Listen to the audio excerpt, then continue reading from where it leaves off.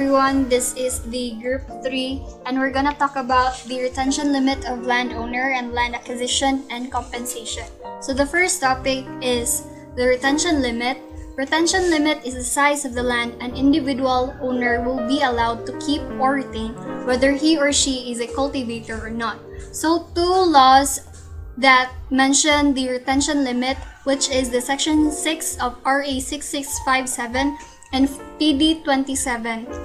So the first law that mentions the retention limit, Section 6 of RA 6657, which states that, except as otherwise provided in this Act, no person may own or retain directly or indirectly any public or private or agricultural land, the size of which shall vary according to factors governing a viable family-size farm, such as commodity produce, terrain, infrastructure, and soil fertility as determined by the Presidential Agrarian Reform Council or PARC, created hereunder, but in no case shall retention by the landowner exceed 5 hectares. 3 hectares may be awarded to each child of the landowner, subject to the following qualifications. Number 1, that he is at least 15 years of age. Number 2, that he is actually tilling the land or directly managing the farm, provided that the landowners whose lands have been covered by Presidential Decree Number 27 shall be allowed to keep the areas originally retained by them thereunder, provided further that the original homestead guarantees or their direct compulsory heirs who still own the original homestead at the time of the approval of this Act shall retain the same areas as long as they continue to cultivate the said homestead. So in short, the Section 6 of RA 6657 states that the retention limit of the landowner, whether natural or juridical, whose lands are covered under CARP is entitled to a maximum of 5 hectares of their land. In addition, each child of the landowner may be awarded 3 hectares, provided he or she is at least 15 years old and is actually tilling the land or directly managing the farm at the time CARP took effect. So let's move on to the second law that mentions the retention limit, which is the Presidential Decree Number 27, which took effect on October 21, 1972, which was under the time of Marcos. So this is quite a very long statement. So I'll just read the shortened statement. So under PD 27, a landowner may retain not more than 7 hectares if such landowner is cultivating the area or now will cultivate it, while original homestead guarantees or their direct compulsory heirs who still own the original homestead may retain 24 hectares as long as they continue to cultivate the homestead. So if you want to read more of this statement or the law itself, you can just search it online. So I just read the shortened version of it. So moving on, that's pretty much it to retention limit of the landowner. So moving on to the next topic, which is the land acquisition and compensation. So starting with land acquisition. So land acquisition refers to the process by which the union or a state government acquires private land for the purpose of industrialization, development of infrastructural facilities, or urbanization of the private land, and provides compensation to the affected land owners and their rehabilitation and settlement. So that's what land acquisition means. So in acquisition, it may cause problems to landowner or his or her neighbors. So in acquisition or usage of private land by government may cause following inconveniences and lead to the following problems for the landowner or his or her neighbors. So first is loss of private property or home, damages connected with loss or private property such as business and economic losses and lost profit. The third is limitation of usage of land. And the fourth, disturbance such as noise, dust, smell, and etc., causing in turn reduction of the land value. So, there are possible solutions for this, for the disturbances that are caused. So, the possible solution of these problems may be fair compensation to the landowner and or his or her neighbors, such as number 1, compensation based on the market value of the land. Number 2, compensation of the depreciation of value if only part of the land was expropriated. Number 3, disturbance compensation paid mostly for occupiers for costs and expenses incurred by moving. And the last, providing the owner with equitable accommodation. So let's move on to the process or the procedures to which you can apply for land acquisition and compensation. So, purposes of acquisition of private lands and following procedures shall be followed. So in number 1, the first procedure that to be followed is after the landowners and beneficiaries shall have been identified, the DAR shall send its notice to acquire the land to the owners thereof and post the same in a conspicuous place in the municipal building and barangay hall of the place where the property is located. Said notice shall contain the offer to DAR or the offer that DAR to pay in a corresponding value of the land. Number 2, within 30 days from the date of receipt of written notice by personal delivery or registered mail, the landowner, his or her administrator or representative shall inform the DAR of his or her acceptance or rejection of the offer. So lastly, if the landowner accepts the offer of the DAR, the Land Bank of the Philippines or LBP shall pay the landowner and the purchase price of the land within 30 days after he executes and delivers the deed of transfer in favor of the government and surrenders the certificate of title and other monuments of title. In continuation to what my groupmates started, the next step is, in case of rejection or failure to reply, the DAR shall conduct summary administrative proceedings to determine the compensation of the land by requiring the landowner, the LBP, and other interested parties to submit evidence as to the just compensation for the land within 15 days from the receipt of the notice. After the expiration of the above period, the matter is deemed submitted for decision.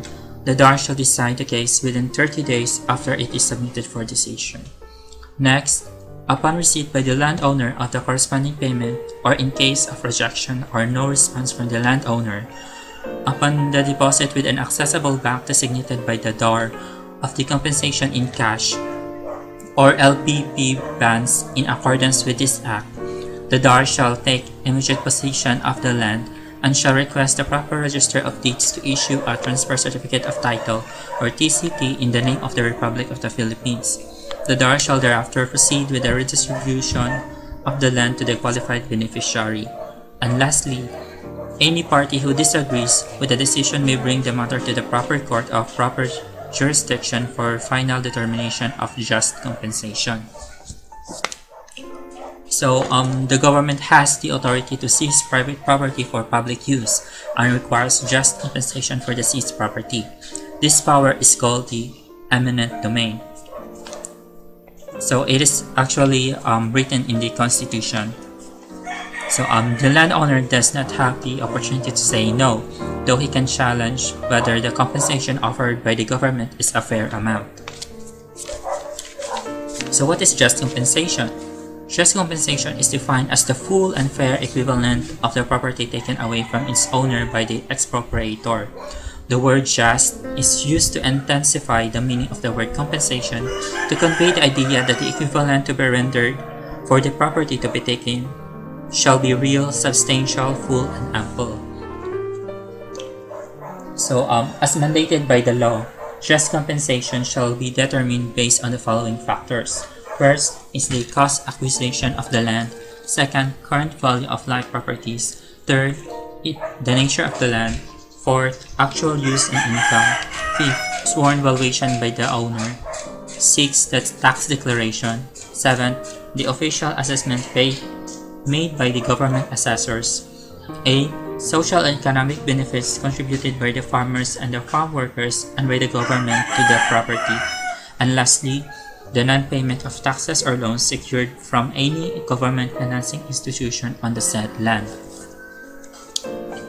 The compensation shall be paid one of the following modes at the option of the landowner.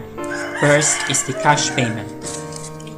For compulsory acquisition, the percentage of cash payment is based on the size of the land holding. For lands above 50 hectares, 25% cash, the balance to be paid in government financial instrument negotiable at any time. For lands about 24 hectares and up to 50 hectares, 30% cash, the balance to be paid in the government financial instrument negotiable at any time. And for lands 24 hectares and below, 35% cash, the balance to be paid in government financial instrument negotiable at any time. So, under voluntary offer to sell or VOS, the landowner will be paid under the same mode in compulsory acquisition except that the cash portion is higher by 5%. So, for the lands 50 hectares, 35% cash, the balance to be paid in the government financial instrument negotiable at any time, and so on and so forth. So for the next mode, shares of stock in government-owned or controlled corporation, LBP preferred shares, physical assets, or other qualified investment in accordance with the guidelines set by the Presidential Agrarian Reform Council or PARC. So I would like to continue for what my groupmates have been started. So number 3 is tax credits which can be used against any tax liability. So what is tax credit and tax liability? A tax credit is an amount of money that taxpayers are permitted to subtract any taxes owed to their government. The tax value of a tax credit depends on the nature of the credit. There is the two certain type of the tax credit, which are granted to individuals or business in specific locations. Second is classification or industries. A tax liability is the amount of taxation that a business or an individual incurs based on current tax laws. A taxable event triggers a tax liability calculation, which is the tax base of an event multiplied by the tax rate. A tax liabilities are incurred due to earning income, a gain on the sale of an assets, or other taxable event. Number 4 is talking about the features of LBP bonds. So there is the two features of LBP bonds. Number 1 is market interest rates aligned with 91-day Treasury bill rates. 10% of the face value of the bonds shall mature every year from the date of issuance until the 10th year, provided that should be the landowner choose to forego the cash portion, whether in full or in part, he shall be paid correspondingly in LBP bonds. Second is transferability and negotiability. Such LBP bonds may be used by the landowner, his successors in interest, or his assigns, up to the amount of their face shall value for the following. Number 1 is acquisition of land or other real properties of the government, including assets under the assets privatization program and other assets foreclosed by government financial institution in the same province or region where the land for which the bonds were paid are situated. Second is acquisition of shares of stock of government-owned or controlled corporation or shares or stock owned by the government in private corporation.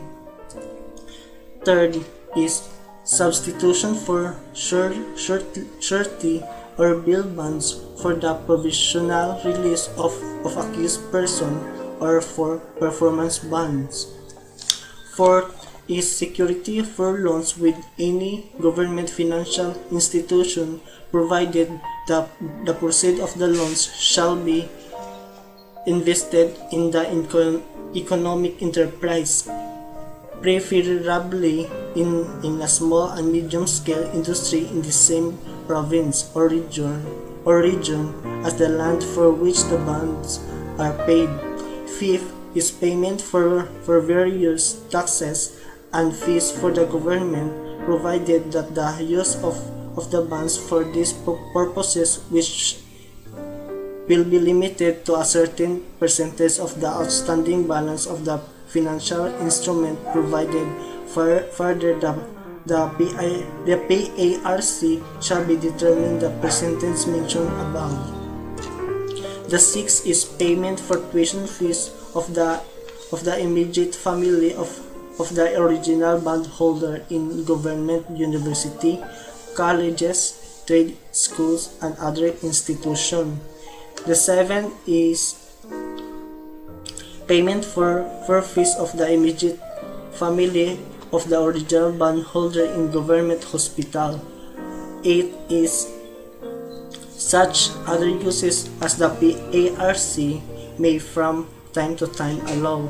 In case of extraordinary inflation, the PARC shall take appropriate measure to protect the economy. So that ends our topic and discussion for retention limit of landowner and land acquisition and compensation. So I hope you understood and learned something from our topic. So thank you for watching.